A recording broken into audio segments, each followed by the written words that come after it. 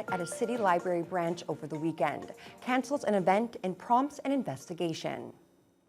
Good evening and thank you for joining us. Thunder Bay Police are investigating a bomb threat aimed towards a city library branch this past weekend. The incident on Saturday afternoon caused the closure of the Mary J. L. Black Library and cancellation of a Storytime with Drag Queens event. Jess Clement has the details.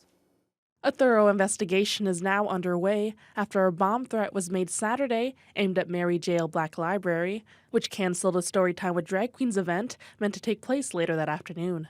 City police were notified of the threat, which came via email, and were able to secure the scene and determine there was no credible threat in the area. Thunder Pride, the Rainbow Collective, and Wiggins Productions released a joint statement about the incident, stating the threat not only undermines the safety of participants and attendees, but also aims to instill fear and division within the community.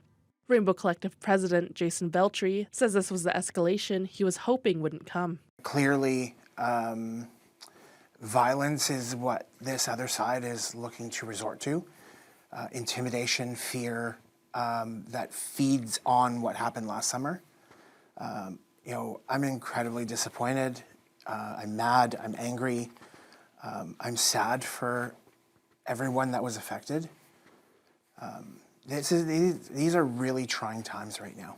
Scotia Copey, chair of Thunder Pride, called the threat disgusting and the people making it hypocritical.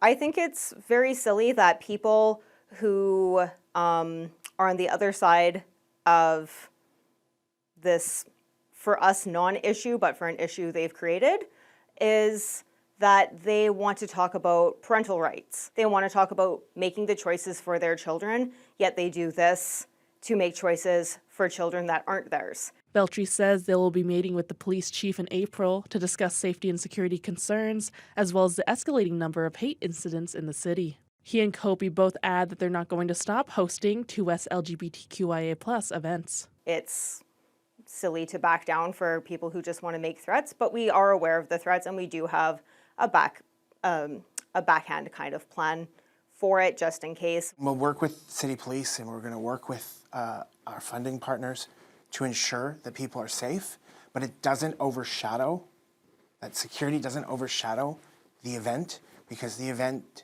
is about celebrating community and love and acceptance. And that's what we're focused on this Pride. Thunder Bay Police also released a statement stating incidents like this are a significant draw on police resources, and while people have the right to voice or demonstrate views that oppose inclusivity initiatives, those who choose to break the law are subject to criminal charges. Jessica Clement, TBT News. 2 Dryden residents have been arrested after a lengthy standoff in that community this weekend. OPP had to evacuate some of the neighboring residents at the trailer park where it happened because of concerns about explosives. Police first responded to the Wilson trailer park on Saturday, and the standoff continued on Sunday. 2 people aged 23 and 21 were eventually taken into custody, and the neighbors were allowed to return home. Explosive devices were found by police along with cocaine and meth. 1 suspect was charged with possession of explosives, and both of them were charged with drug possession. The investigation was carried out with assistance from the OPP's emergency response team and the explosive disposal unit. It's going to be an eventful City Council meeting tonight. The agenda includes a discussion on the growing price tag for the indoor turf facility. And there's another Integrity Commissioner's report into the actions of Councillor Rajani Agrawal. Starting with the turf facility, city staff say it will cost $600,000 more than originally thought, based on additional foundation work, which is now required on the proposed site next to the community auditorium. That brings the estimated price tag up to $38.6 million. Administration says as a result of the changes, they won't be able to bring back a final report on the project until June 3rd. Soccer Northwest brought the hangar-style concept forward, and President Michael Veniziali doesn't want to see the final report delayed any further. I always say, it's not just a 2-month delay, it's not just a 2-month slowdown, it's a 2-month delay on top of a 2-month delay that ends up losing another season. So with these decisions they've made, they have to understand that as this pushes it back, they're going to increase the cost by slowing down the process again. Going to be scheduling our stakeholder consultation, and otherwise we are on track for the June date. And that shouldn't impact at all the start of construction because we were looking at a spring 2025 construction at this time anyways. The other big items is the latest Integrity Commissioner's report against Councillor Agarwal. This one is related to Agarwal's role as a board member on the Fort William BIA. The Integrity Commissioner says the investigation began after allegations about Agarwal being rude, abrasive, and chronically late for meetings. A statement issued on behalf of the BIA said it doesn't agree with the findings. The Integrity Commissioner's recommendation is to remove Agarwal from that board. Thunder Bay's Council Composition Committee continues to hear feedback from the general public, along with those who previously ran for or served on City Council. Several of those former candidates were recently given a chance to present their opinions on the size and makeup of future City Councils. Nev Van Pelt reports. The current City Council composition has 1 mayor, 5 at-large councillors, and 7 ward councillors. Nearly 75% of the respondents to an online survey feel that 13 councillors around the table doesn't provide value or represent the city well. Each deputant at this latest council composition meeting received 10 minutes to speak their mind about the changes they feel need to be made. Two-time mayoral candidate Shane Judge was very firm in his argument to eliminate ward councillors completely and replace it with a system of 8 at-large councillors. The concept of one of ours in a ward is institutionally incorrect. Your ward councillor can come from anywhere in the city. In fact, I believe the role of the ward councillor, as it is currently appreciated by the public, is a fiction. Ward councillors are not the all-powerful champions that many imagine them to be, a person who can, with a phone call or a text message, fix a problem in a neighborhood. Judge believes that ward issues make up a very small fraction of the current council's work, and that the city would be better represented with only at-large councillors. The next deputation the committee heard was from Corey Bagden. He ran in the McKellar ward in 2022, and his preference is the opposite of Judge's. Bagden proposed an 8-ward model that would get rid of at-large councillors completely. There's competition. If we focus entirely on this decentralized model, there's competition for those limited resources between the individual wards.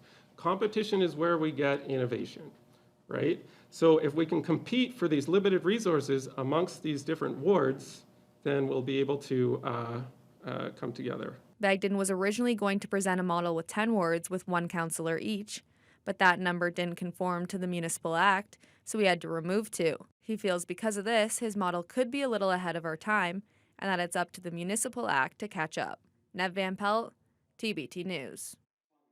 Members of Ontario's provincial parliament are back today after March break, and Ontario's new Liberal leader kicked off the morning by vowing not to support a carbon tax. CTV's Siobhan Morris has more. After weeks fighting a tax crowning her the queen of the carbon tax, the Ontario Liberal leader is taking a climate policy option off the table. Let me be very clear. A carbon tax will not be part of my plan. The party struck a panel that will consult and draft a plan. The group's chair says it was early consultation that had them rule out a consumer cost on carbon. There's been not the best communication with the carbon tax. There are many Ontarians who do not understand it. That is unfortunate. But definitely there needs to be a carrot and a stick approach, and polluters need to pay. The Ontario Liberals putting some space between themselves, their federal cousins, and an unpopular policy. That would be a fair thing to say, because we're not going to impose a carbon tax on families in our plan. It's that simple. Bonnie Crombie's promise not enough to satisfy progressive conservatives. What she didn't do, Mr. Speaker, is say that she's opposed to the federal carbon tax, Mr. Speaker, the one that's actually going to rise in 2 weeks from today, Mr. Speaker, by a whopping 23%. Smith feels it would be impactful to hear Crombie join the government plea to Ottawa. Even Liberal and NDP voices from across the country in saying no, in asking Justin Trudeau to put a pause on the federal carbon tax. The Ontario Liberals staying out of it. We're not going to tell the federal government what to do. We're working on Ontario. That's a big enough a chore in itself, especially because this government has done nothing on the climate front. It's part of why the NDP leader is confused. It took the Liberals so long to stake out a position. Liberals are still trying to find out who they are, and we don't have time for that. The fight is right now. Bonnie Crombie will be here at Queen's Park Tuesday morning to talk housing, but you can bet she'll face more questions on carbon pricing and her departure from the federal Liberals as she tries to bring the provincial party back from the brink. Siobhan Morris, CTV News. Hopes are high in Canora that funding will be coming soon to build a much-needed new hospital. Healthcare officials say a Ford government ad posted to Instagram could signal the province's intention to fund construction of the new facility. Lee Noonan has more. An Instagram ad proclaiming that Ontario is building a new hospital in Canora is stoking optimism among local healthcare officials. Although the proponents of a new hospital in this city haven't heard official word yet, they're hoping the ad means the province is committed to the project. The post was really a validation of a lot of hard work and ongoing work. I think we're incredibly optimistic, but we know that there remains hard work. These are complex things to manage, and I think once the funding, once the budget is drawn, is sort of released and so on, and so people can talk about what's in it, then we'll hear more details about it. The Canora Chiefs Advisory and Lake of the Woods District Hospital have partnered on the All Nations Hospital project. They've been working for years to get a new hospital built in Canora. The current hospital was founded in 1897, and although there have been many updates and additions, there are parts of the building that are more than a century old. And you're taking an old hospital and repurposing it, like we do right now. It's very different going into a modern planned hospital where everything is set up with all the right services, including patient and other supports on that service, which is particular for that service. These are the really big improvements, even though our bed size isn't going up. Where it is going up, though, within mental health and addictions is really important. In addition to modernized facilities, the new hospital will include 7 more psychiatric beds, offer new services, and integrate Indigenous culture and healing into every part of the hospital. For the first time in the history of our area, we would have created a hospital through a true partnership between Indigenous and non-Indigenous people. And I think wherever in our nation we see the successes of that kind of partnership, everyone benefits and everyone's health improves. Both Rosette and Drever say they really appreciate the partnership with Ontario's Ministry of Health. Rosette says the cost to build the new hospital should be under $1 billion and will take several years to design and build. Lee Noonan, TBT News. Members of the Red Rock Indian Band will be going to the polls soon in a by-election to choose a new chief. The First Nation is holding a meeting tomorrow evening to select an electoral officer, after which a date will be set for the by-election. This comes after a February 7th vote to remove Chief Marcus Hardy, who was accused of misusing the band credit card. The results of the vote were initially disputed, but according to a statement from Red Rock Council and administration, the vote was ultimately considered to have passed. Hardy had until March 8th to defend his actions, but according to the latest statement, Hardy did not appeal his removal and has not responded to requests for comment. Thunder Bay Fire Rescue responded to a structural fire on the city's north side last night and managed to save a family pet. The blaze broke out on Logan Avenue at around 7:30 p.m. Smoke and flames were found when firefighters arrived, and the one occupant was already out of the building. But it was reported that a dog was still inside. Fire crews quickly knocked down the fire and brought the dog outside.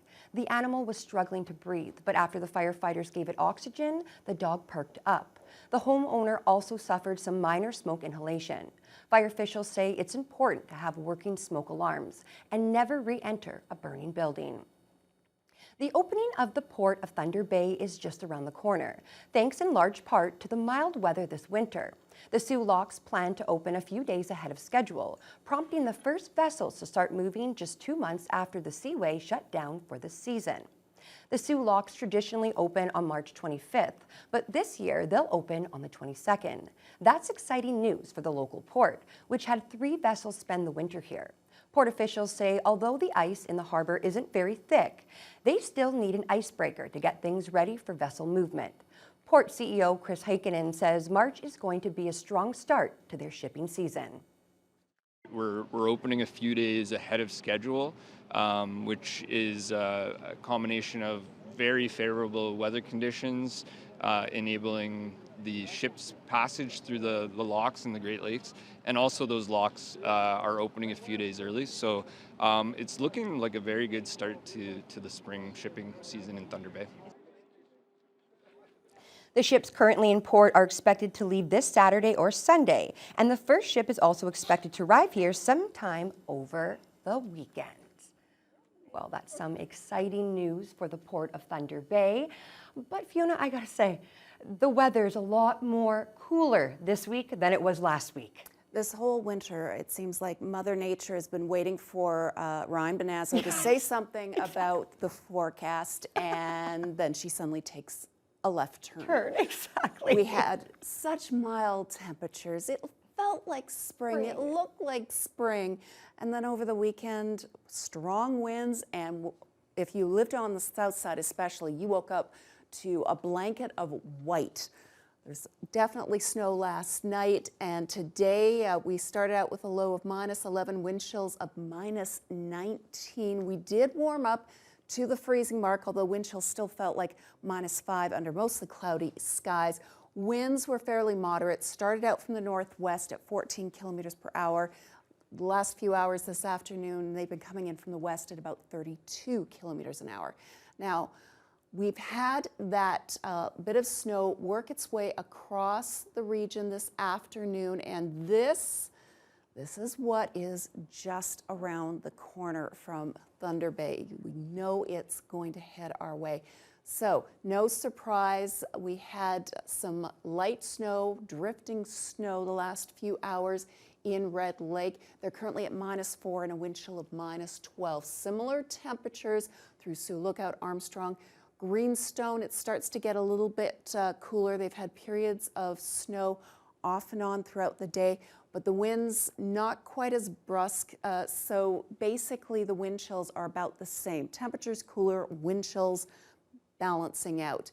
As you head further south, similar temperatures, but still fairly dry today in Fort Frances, mostly cloudy, and wind chill of -6. Along the North Shore, -3 in Nipigon, then it takes a bit of a hit in Marathon at -7, -5 in Wawa, and Sault Ste. Marie has had the snow begin just in the last hour. They're currently sitting at -4, and they've been fluctuating pretty much all day between -4 and -5, but with strong winds, the wind chill is currently sitting at about -12 as well. So the wind chill is quite consistent through much of the region. Now here in the city of Thunder Bay tonight, yeah, there's more snow coming. Periods of snow could see potentially 2 to 4 centimeters, depending on what part of the city you are in. We will drop down to -3 and a wind chill of -9. And as we head into the rest of the week, as I said, you're looking at some snow today, possibly tomorrow. And then unfortunately, after that, the temperatures are going to drop, and we're looking at some pretty harsh wind chills moving into midweek. On a more positive note, we are also looking at lots of sunshine. So you're going to have to take the good with the bad, but this week is going to be a rude awakening for those who thought winter's over. That was me. It's still March. I put my winter jacket away. No. This is your fault. This is my fault. I jinxed us. Oh no, with Ryan saying how much he hates the cold and me putting my winter coat away, I jinxed it. You jinxed it. I jinxed it. Oh, thanks so much, Fiona. Well, when we come back, we will turn our attention to members of Parliament who are honoring the former Prime Minister Brian Mulroney ahead of his state funeral. We'll have more on that as your Monday News Hour continues. It is not just his booming baritone that will forever echo in this chamber, but his values and his leadership.